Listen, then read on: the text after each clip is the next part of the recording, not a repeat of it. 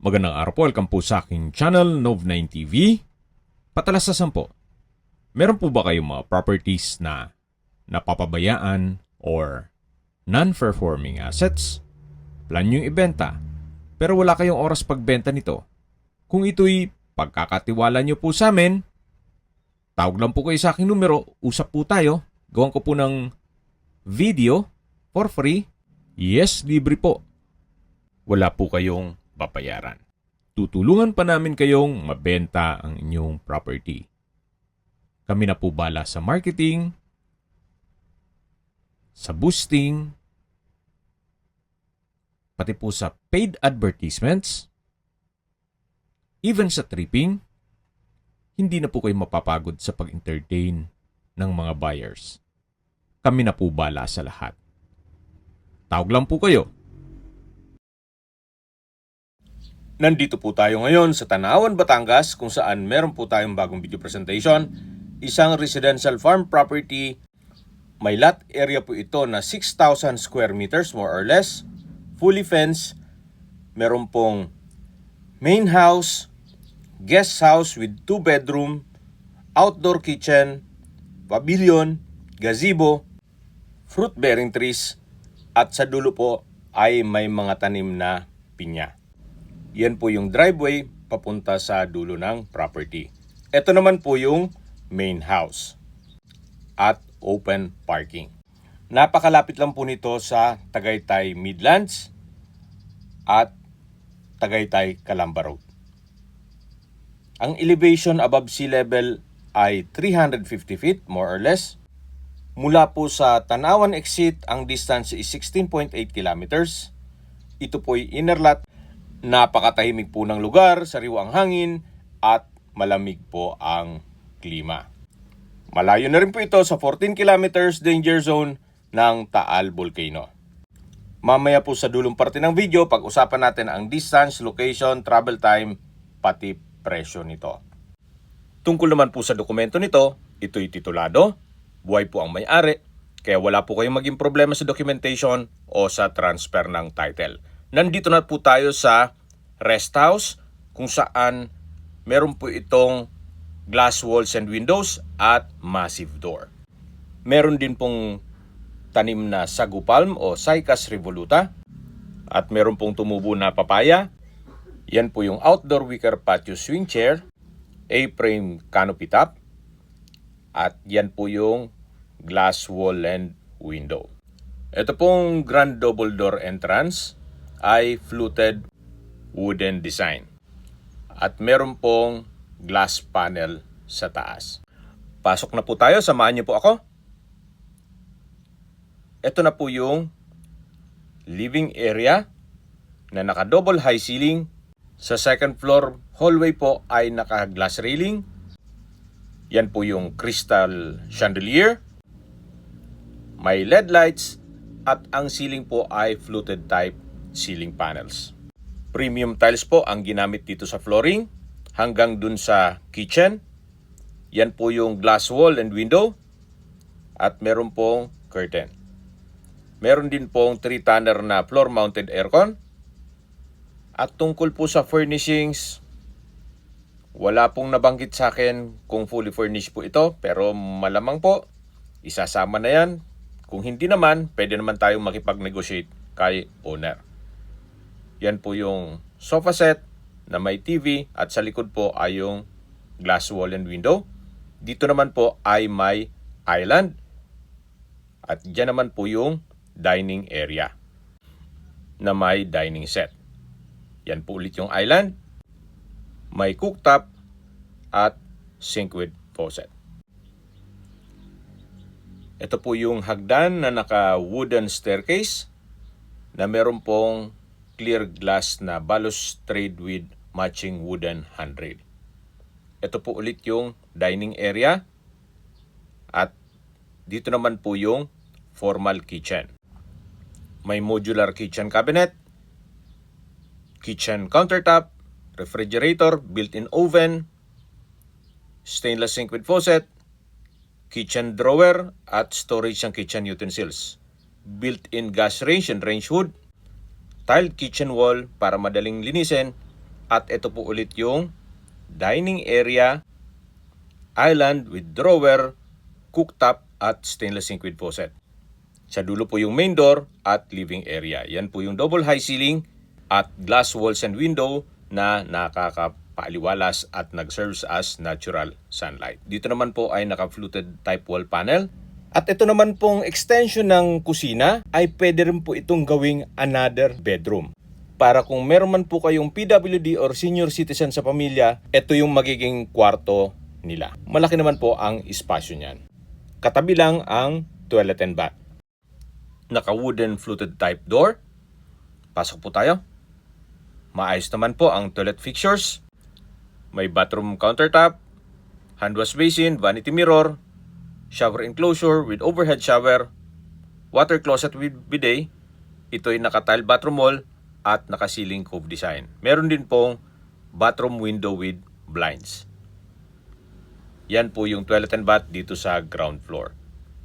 Balik po ulit tayo dito sa labas. Yan po yung island with cooktop and stainless sink with faucet. Dito naman po yung living area o salas na may sofa set at entertainment rack with TV.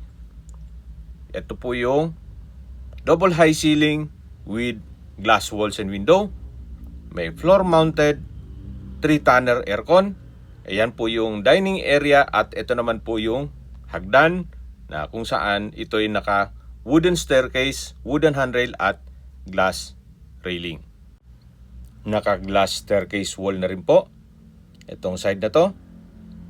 At samahan niyo po ako, akyat po tayo. Check po natin yung mga kwarto dito sa taas. Nandito na po tayo sa second floor. Naka-fluted type wall panel. Ito po yung hallway at naka-glass railing. Yan po ulit yung crystal chandelier at ito pong ceiling ay wooden fluted type ceiling panels. Ito po yung open below. Tatanong natin yung living area, main door, at dining area. Dito po sa second floor ay may 2 kwarto at family area. Nandito na po tayo sa family area na meron din pong modern chandelier, sofa with throw pillows at center table. Ito po yung first bedroom. Naka-fluted type wooden design door, ceiling cove design, may ceiling fan, malaking glass window with blinds with bed frame and mattress. Maganda rin po ang disenyo ng laminated wall panel. May wardrobe at ito po yung first bedroom. Lalabas na po tayo. Paglabas po natin, ito po yung family area. Nakatabi lang ang pangalawang kwarto o second bedroom. May fluted type wooden door o slatted door, double deck, then malaking sliding glass window with blinds, may split type aircon, at halos same design lang po nung kabilang kwarto. May wardrobe, split type aircon, ceiling cove design, at laminated wall panel. Yan po yung pangalawang kwarto o second bedroom. Ito po ulit yung family area, yan yung first bedroom. At balik po ulit tayo dito sa may hallway na naka-glass railing. Yan po yung crystal chandelier. Hanggang dun po ang hallway. At ito po yung open below. Natanaw po dito ang living area, main door. At dito naman sa baba yung dining area. Yan po yung fluted type wall panel dun sa first bedroom. At pababa na po tayo. Yan po ulit yung glass wall and window na nag-serve as natural sunlight. Meron na rin pong kortina. Pagbaba po natin, yan naman po yung 3-tonner na floor-mounted aircon na malapit sa main door.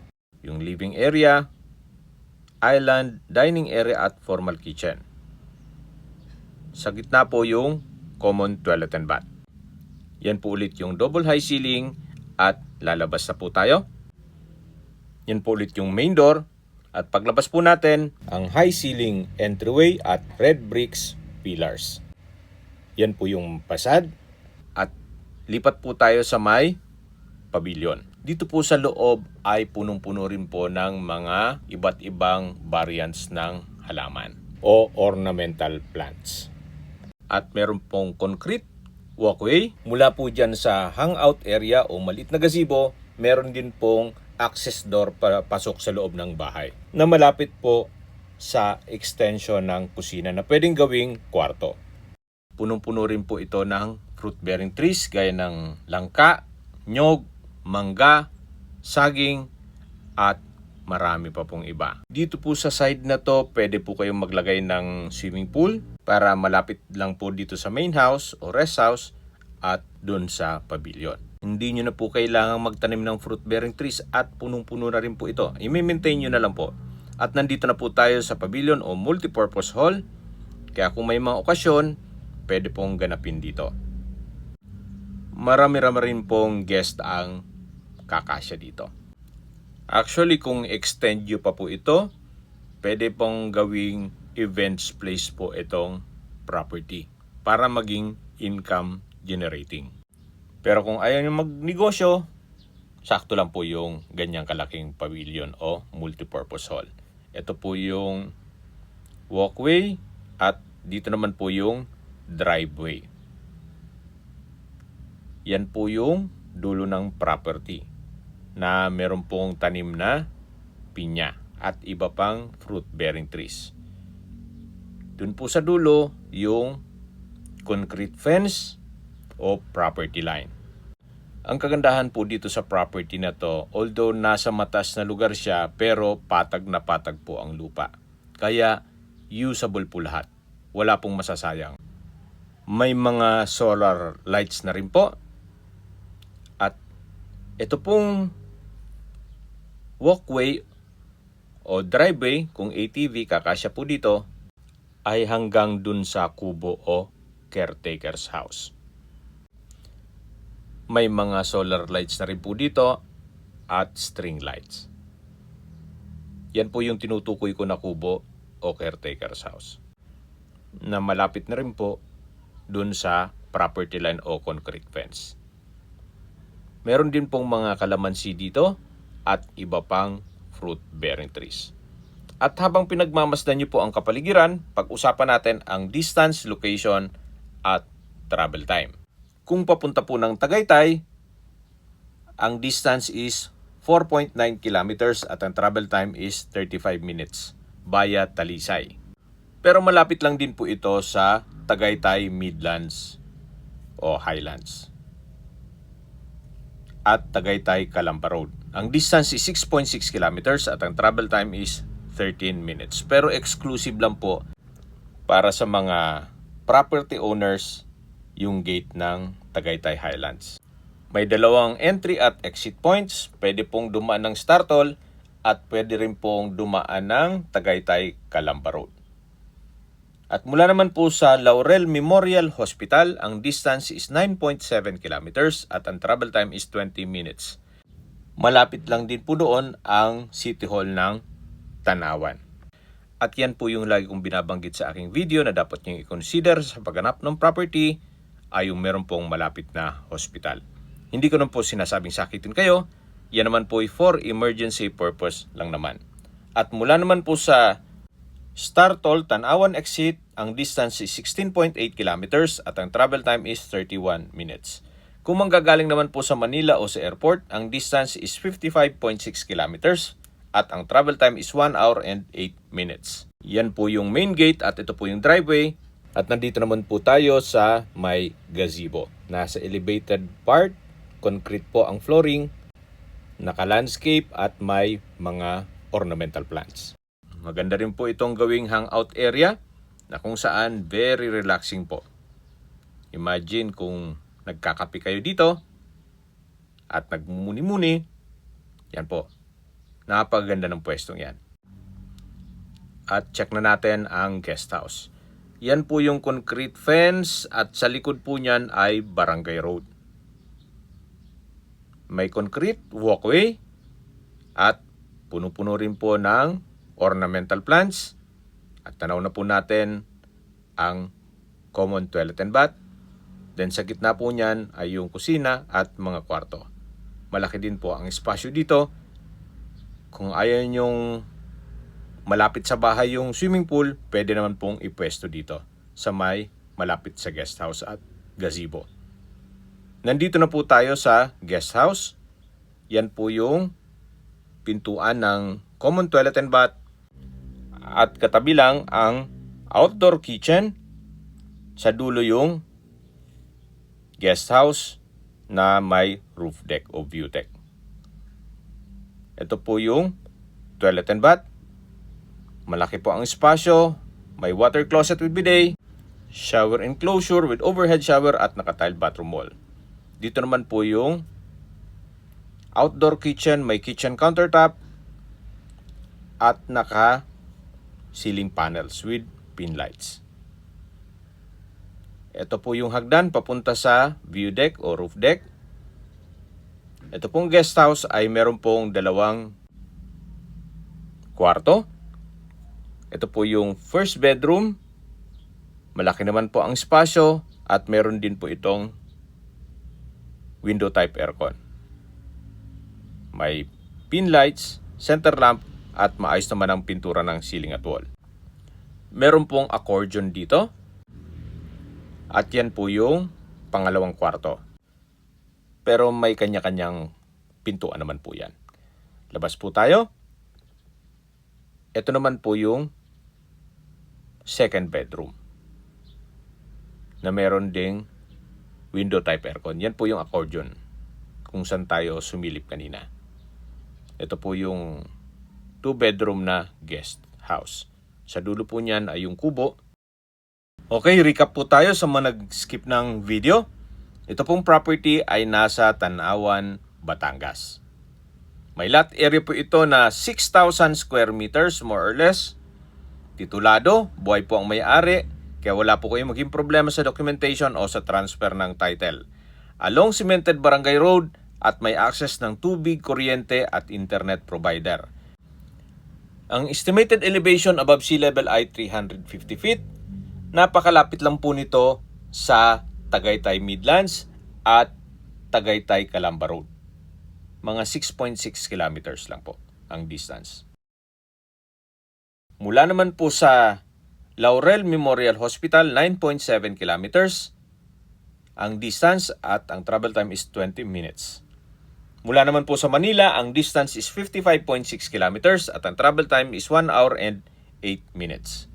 Dito po sa loob ng property ay meron pong rest house o main house na may 2 kwarto, double high ceiling, at malaking kitchen.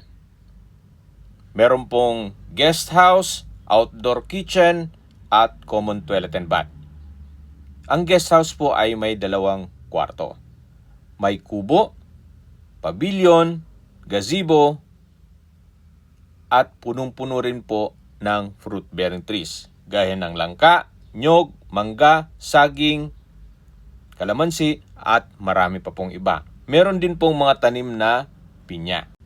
Nakabakod na rin po ng concrete fence buong 6,000 square meters. Patag na patag po ang lupa, kaya usable po lahat. Wala pong masasayang.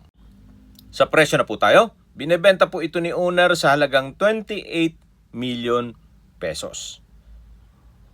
Kung may mga katanungan po kayo o gusto magpaset ng tripping dito sa property na to, tawag lang po kayo sa aking numero. At sa mga kababayan naman natin nasa ibang bansa, meron po akong WhatsApp, Viber, Telegram at Signal. Same number lang po, 0917-316-3399. Sa mga nagtatanong naman po ng aming Facebook, meron po aming Facebook page na Nov9TV at Facebook Real Video. Meron din pong TikTok at Instagram. May ibang YouTube channel po kami, the Nov9TV channel, Nov9TV Listings, Nov9TV On The Spot, Nov9TV Updates, at Nov9TV House Rental. Sana po naibigyan nyo ang video presentation. Paki-like and subscribe na lang po sa aking channel para ma-update din po kayo sa aking future listings. Kung sakali po hanap nyo yung mas malaking sukat ng lupa, meron din po kami ibang listings na pwede nyong pagpilian. huwag po kayong mag-atubiling tumawag sa amin. Then, let us know your budget para malaman namin kung anong property pwede naming ilog sa inyo. Sa lahat pong viewers, subscriber at nagtiwala po sa amin, salamat po sa suporta. Ingat po kayo lagi at yung pamilya. Maraming salamat po.